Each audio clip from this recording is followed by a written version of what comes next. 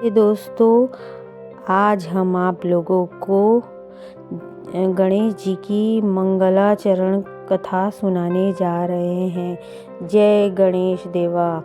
आज की यह पावन कथा समर्पित है विघ्नहर्ता सिद्धिदाता मंगल मूर्ति श्री गणेश जी को।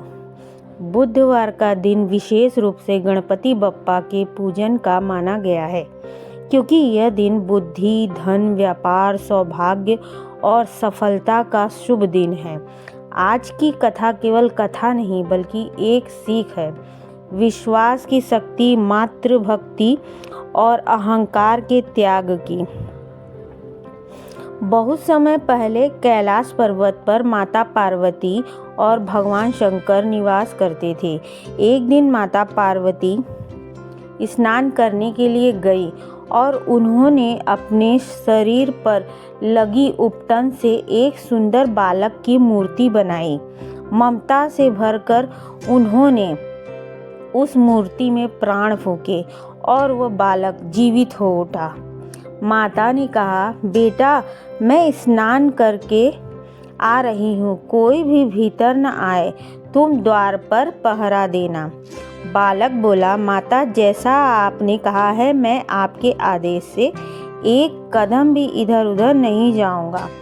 यह बालक और कोई नहीं, हमारे प्राण प्रिय गणेश जी थे।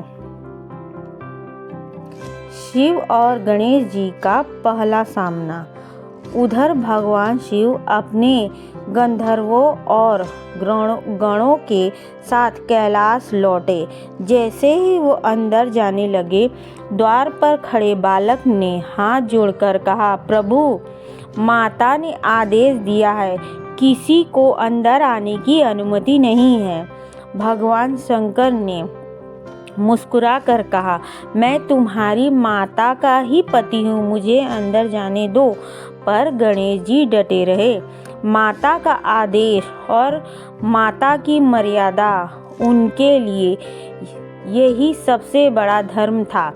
भगवान शिव ने 2-3 बार समझाया, पर बालक राजी नहीं हुआ। जब शिव गणों ने जबरन अंदर जाने की कोशिश की तो बालक ने उन सबको पीछे धकेल दिया। शिवगण हैरान, एक छोटा सा बालक और इतनी अपार शक्ति, संघर्ष और गणेश जी की वीरता। जब बात शिव तक पहुंची, क्रोध में उन्होंने त्रिशूल उठाया, पर बालक भी बिना डरे अपने दंड को उठाकर खड़ा हो गया। लड़ाई शुरू हुई। शिवगण, देवता सभी ने मिलकर गणेश जी को हटाने की कोशिश की, पर गणेश जी अकेले सभी पर भारी पड़ रहे थे, क्योंकि उनके भीतर एक माता की शक्ति थी, एक धर्म की शक्ति थी, एक संकल्प की शक्ति थी। अधिकारक देवताओं के आग्रह पर भगवान विष्णु आए और रणनीति बनाकर उन्होंने गणेश जी का ध्यान भटकाया और भगवान शिव ने एक प्रखंड प्रहार में उनका सिर काट दिया।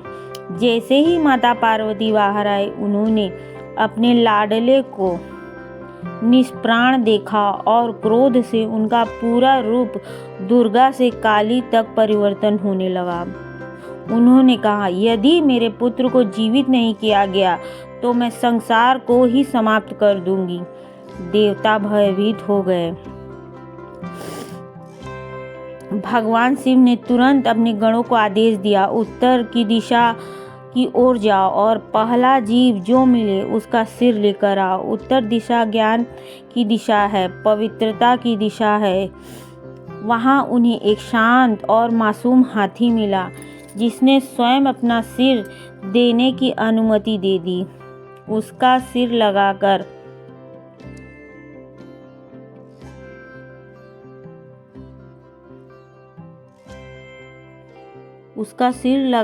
गणेश जी के शरीर पर रखा गया और शिव जी ने उन्हें पुनर्जीवित कर दिया। माता पार्वती की आंखों में खुशी के आंसू उतर आए। उन्होंने अपने पुत्र को गले लगा लिया और गणेश जी को आशीर्वाद दिया। अब माता पार्वती शांत हुई। भगवान शिव ने कहा, आज से यह बालक प्रथम पूज्य होगा। हर शुभ कार्य में सबसे पहले इसका नाम लिया जाएगा। यह विघ्नहर्ता होगा। जहाँ गणेश होंगे वहाँ कोई विघ्न नहीं होगा। देवताओं ने प्रसन्न होकर घोषणा की, गणानास्त्वा गणपति विघ्नवित्तम। और इस प्रकार गणेश जी विश्व के प्रथम पूज्य देवता बन गए। कथा का संदेश। इस कथा में 3 बड़ी सीखें हैं। माता पिता का आदेश सबसे बड़ा धर्म होता है। गणेश जी ने माता के शब्दों को जीवन से बड़ा समझा। अहंकार हमेशा विनाश लाता है, विनम्रता सृजन।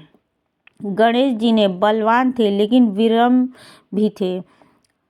हर बाधा, हर परेशानी दूर करने वाला एक शक्ति स्रोत हमारे भीतर भी है।